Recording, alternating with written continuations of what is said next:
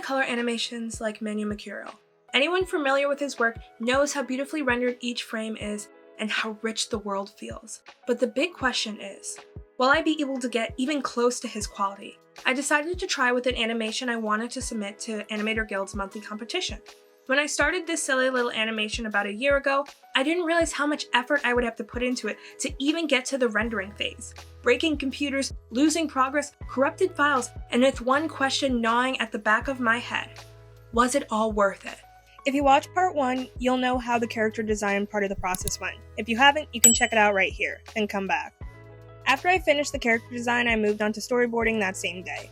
I knew I had to move fast if I wanted to get this done, and because I had so little time, I was foregoing things like turnarounds. Instead, I challenged myself to keep the characters in the same view I designed them, at least as much as possible. In the stuff where I didn't do that, I used a smear or the non-animated version of Chip as a reference. After that, I cut the storyboard into an animatic, which for people who don't know, is the images from the storyboard time to audio. It's the template animators use to animate. Sometimes extra images will be added, but I'm not doing that, not enough time. After getting my incredibly talented friends to voice act for me, I added the voices and it was time to animate. Thanks again, guys. So, I'm not gonna lie, with all the chaos in the animation stage, it's hard to remember exactly what happens, but I'm gonna give you guys a quick recap so we can get to the making the animation look like Manu Mercurial stuff stage. First, I started with the rough animation. Generally, I use pose to pose, which is where you make your poses, then fill in the animation in the middle. But things like the sparkles and the bow, I use straight ahead animation, which is where you take it one frame at a time and you just go. You use that stuff for more chaotic things like hair blowing in the wind or fire, which I animated in my stop motion horror short Eloise. You should definitely check that out after this. Anyway, I start by making the main poses using the shift and trace technique, where you shift the characters you designed in your character sheet and trace over it. I'm breaking up the elements into different layers so I can focus on them individually, and by the time I finish, it's May 16th, giving me only 12 days, including the 16th, to finish everything. Let's go. So now it's time to start animating, turning all these poses into fluid motion, and that's when the world turned against me. At first, things are going good. I'm using tools to get things done faster, figuring out smears and stuff. Look at that rough animation. It looks so good. I bet it's gonna be so pretty when I add color, but fuck. I passed the deadline. I was so focused on making things look great, I didn't pay attention to the deadline. This is where you might think the video ends, but that day, I was granted a boon. Before the world decided to enclose on me and crush my spirit, I was given this gift. They moved the deadline. First giving us 24 hours, which didn't help me because I'm pretty sure I already missed it. But then they gave us until the 5th of June, which did help. So hope renewed, I began feverishly working. There was still a chance I could do this. This is where the crashes started. My computer and I started to have this issue, where I'd try to use it and it would type out gibberish because it thought I was holding down the Alt key. The issue with that is shortcuts were almost impossible to use. You might think, do you really need shortcuts? And while the answer is technically no, it made the animation process incredibly slow and made using certain tools almost impossible. I can't remember what tools, but it was a nightmare. I think my brain blacked it out. It was so frustrating. During that time, I brought my computer to the Genius Bar so many fucking times, but each fix was only a quick respite, which is also why, at the time I started using some animation apps, check out the video. So, I continued working and working, saving then quitting and force restarting my computer, and I dragged my animation to the finish line, kicking and screaming. Finally, I was ready for post-production. But then my computer dealt another deadly blow.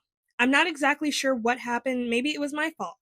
But all of a sudden, I remember my finished animation file was corrupted, and I felt defeated. There was no way I was going to be able to get this done in time. So what was I going to do? Just submit nothing? No, because I didn't trust my computer at this point, and I wanted to show off the stages of my animation in a video, so you know what I did? I exported at a rough stage. It didn't have the finished line art or the beautiful color, but it would show off my fluid, nice animation, at least, and my background. All I had to do was rename the file to the Animator Guild specification, and my computer's typing out gibberish again, so I force restarted it again, renamed it, and sent it off before my computer could do anything else. Then I would devote myself completely to getting my computer shit handled.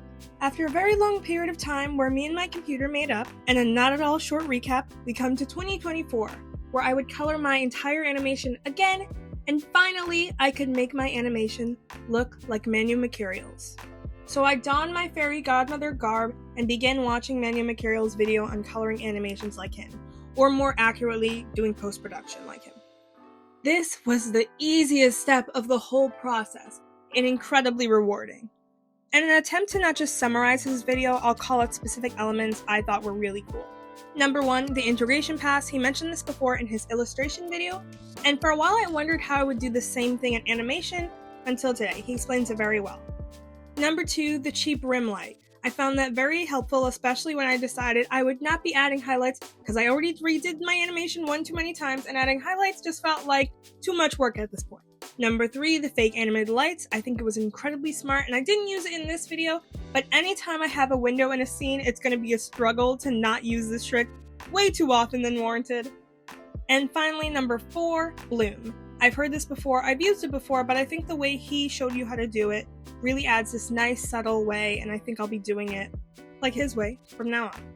Now, after all that, let's see what the end result is, after I've added the sounds and exported it.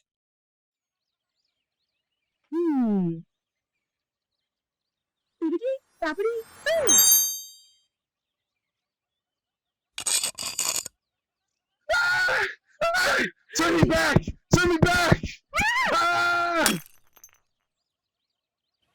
Okay, when I look at this, I smile. I didn't mention it before, but I also took his advice on coloring backgrounds and used it in this video too.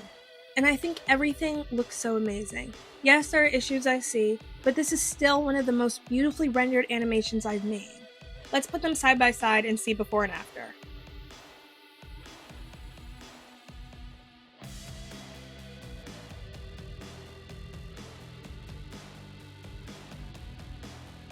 Yeah, the first one's good, but the second one is amazing.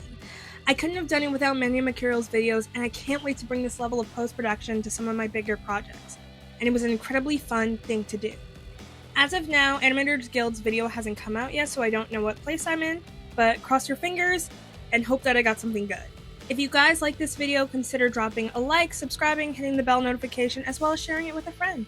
And now it's time to thank my spooky and salty patron. You help keep my coffin safe against dastardly grave robbers with well-placed booby traps, and if you want to join them in showing some extra support, consider joining my Patreon, where you'll get access to high-resolution PNGs of behind-the-scene art, time-lapses of said art, your name at the end of the video, and more. And if you like this video, you'll like part 1, where I talk about how Dimension 20 inspired me to redesign these characters for this animation. And with that, I will retire to my corpse-like slumber.